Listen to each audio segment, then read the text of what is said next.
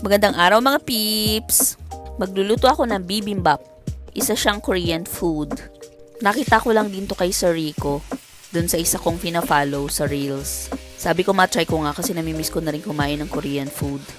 Ayun nga lang wala akong hot plate kaya sa plato ko lang to ginawa. And chicken ang aking ginamit instead of beef. Mas masarap sana kung beef eh. Ayun, first yung chicken, minarinade ko siya sa konting sesame oil, oyster sauce, soy sauce, garlic, at salt and pepper. At honey. Overnight ko siya binabad.